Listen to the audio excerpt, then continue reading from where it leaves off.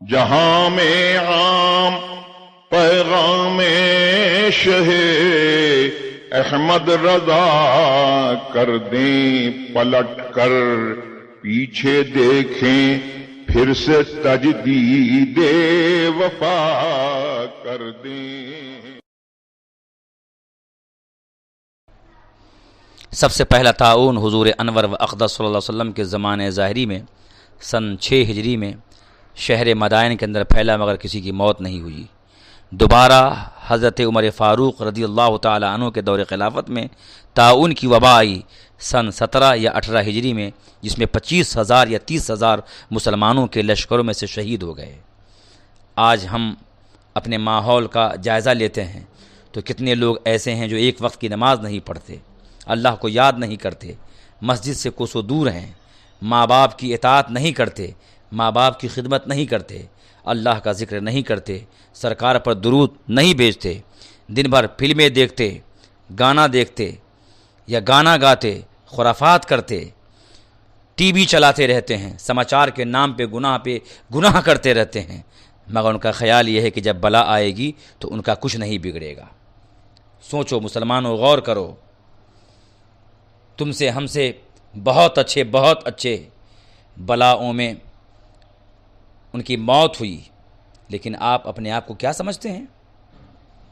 سن 49 ہجری میں شہر کوفہ میں طاعون آیا، اس کے خطرے سے حضرت مغیرہ بن شعبہ صحابی رسول رضی اللہ تعالی عنہ کوفہ سے نقل مکانی فرما گئے، گھر بار چھوڑ کر دوسری جگہ کوچ کر گئے، لیکن جب کوفہ سے طاعون کا مرض ختم ہوا، بلائے طاعون ختم ہو گئی، تو آپ واپس آئے تو آپ کو طاعون نے گھیر لیا، یعنی طاعون کی بلا ان کا انتظار کر رہی تھی۔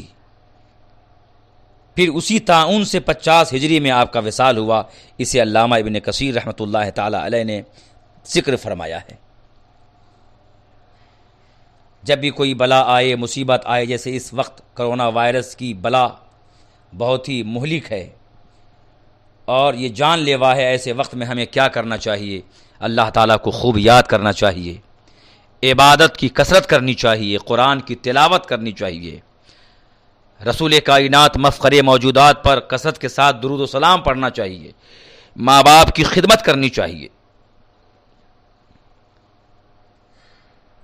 پڑوسیوں کے حقوق کا ہمیں لحاظ کرنا چاہیے، بڑوں کا ادب اور چھوٹوں پہ شفقت ہمیں کرنی چاہیے۔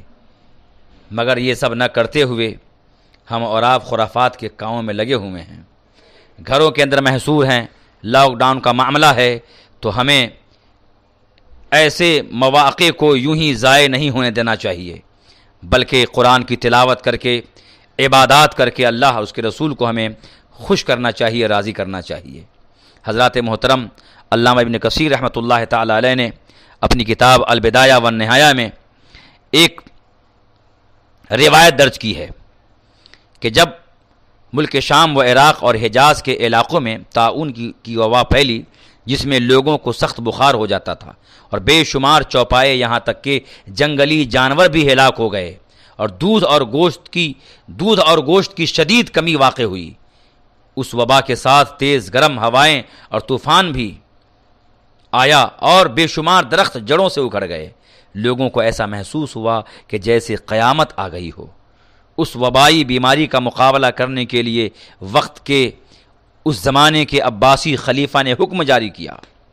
ذرا غور سے سنیے کہ اس وقت کے بادشاہ نے کیا حکم دیا اپنے ملک میں۔ حکم جاری کیا کہ سب لوگ ایک دوسرے کو نیکی کا حکم کریں اور گناہوں سے روکیں۔ پھر میوزک کے تمام آلات کو توڑ دیے، بانسری، باجے، ڈھول وغیرہ یہ سب کے سب ختم کر دیے گئے، شراب کی بوتلیں پھینک دی گئیں، ریاست میں موجود تمام بدکاروں کو جلا وطن کر دیا گیا۔ جب اس پہ عمل کیا گیا تو تھوڑے ہی عرصے کے بعد بیماری خود بخود ختم ہو گئی۔ لہٰذا اے میرے دوستو، ہمیں چاہیے کہ ہم کرونا وائرس کا جو حملہ ہو رہا ہے اس سے بچنے کے لیے اللہ تعالیٰ کا ذکر کریں، عبادت کریں، مصطفیٰ سے محبت کریں، سرکار کی بارگاہ میں درود و سلام کا تحفہ بھیجیں. جب یہ سب کریں گے تو انشاءاللہ تعالی کرونا آپ کا کچھ بھی بگاڑ نہیں پائے گا. حضرت سفیان رضی اللہ تعالیٰ عنہ فرماتے ہیں کہ میں نے داؤد بن ابی ہند کو فرماتے ہوئے سنا کہ مجھ پر جب طاعون کا حملہ ہوا تو گشی طاری ہو گئی. 2 شخص آئے، ایک نے میری زبان کی طرف اشارہ کیا اور دوسرے نے میرے تلووں کی طرف دیکھا اور کہا کہ اس کے علاج کے لیے تم کیا چاہتے ہو؟ اس نے کہا تسبیح و تکبیر، سبحان اللہ اور اللہ اکبر کی کثرت، اور تھوڑا سا مسجد کی طرف چلنا اور کچھ تلاوت قرآن کرنا. حضرت داؤد بن ابی ہند کہتے ہیں کہ اس دن تک اس وقت مجھے قرآن پڑھنا نہیں آتا تھا. مجھے جب کوئی کام ہوتا تو میں کہتا کہ اللہ تعالیٰ کا ذکر کروں تو میرا کام ہو جائے گا. چنانچہ ایسا ہی ہوتا رہا. پھر مجھے طاعون سے نجات ملی تو میں نے قرآن مجید کو پڑھنا سیکھ لیا. اس سے کیا پتہ چلا مسلمانوں کہ بلاؤں کے دور کرنے کے لیے، وباؤں کو دفع کرنے کے لیے، آفات سے بچنے کے لیے اللہ تعالیٰ کا ذکر، اللہ تعالیٰ کی تسبیح پڑھنا یہ بہت ضروری ہے. اللہ کی عبادت کرنا، عبادتوں کو پابندی کے ساتھ کرنا، انشاءاللہ تبارک و تعالیٰ اس پہ عمل کریں گے تو ہم کامیاب رہیں گے. حضرات محترم، ابھی جو حالات ہیں، جو اس وقت کا ماحول ہے، کاروبار لوگوں کے بند ہیں. جو لوگ روز کماتے تھے، روز کھاتے تھے، آپ ذرا سوچئے ان کے گھروں کا عالم کیا ہوگا. کبھی آپ نے سوچا کہ ان کے گھروں میں کھانے کا سامان ہے یا نہیں ہے؟ کبھی آپ نے سوچا کہ ان کے گھروں میں راشن ہے یا نہیں ہے؟ مجھے امید ہے کہ آپ حضرات سوچے ہوں گے. حضرات محترم، جماعت رضائے مصطفیٰ پورے ہندوستان میں، جماعت رضائے مصطفیٰ ایسی اعلیٰ تحریک ہے جس تحریک کو اعلیٰ حضرت عظیم البرکت محدث بریلوی نے قائم فرمایا تھا. وہ جماعت رضائے مصطفیٰ پورے ہندوستان میں غریبوں کی مدد کر رہی ہے، غلہ دے کر، مالی تعاون کر کے، اور قریب ہر شہر میں اس کی شاخ موجود ہے، برانچ ہے.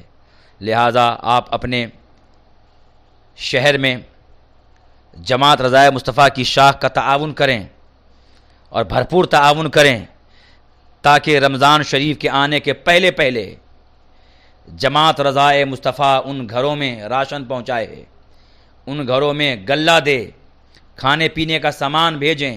جن گھروں میں کھانے پینے کی چیزیں موجود نہیں ہیں، جو غریب ہیں، پریشان ہیں، روز کمانے اور کھانے والے ہیں، تاکہ ہمارا تمہارا بھائی بھی رمضان شریف کے بابرکت مہینے میں با فراغت افطار کریں، سحری کریں اور اطمینان و سکون سے روزہ رکھ کر نماز پڑھ کے اللہ تعالیٰ کی بندگی کرے. اللہ تعالیٰ ہم سب کو اپنی رحمت سے، اپنے فضل و کرم سے توفیق عطا فرمائیں کہ ہم غریبوں کا بھرپور خیال رکھیں. السلام علیکم ورحمۃ اللہ تعالیٰ وبرکاتہ.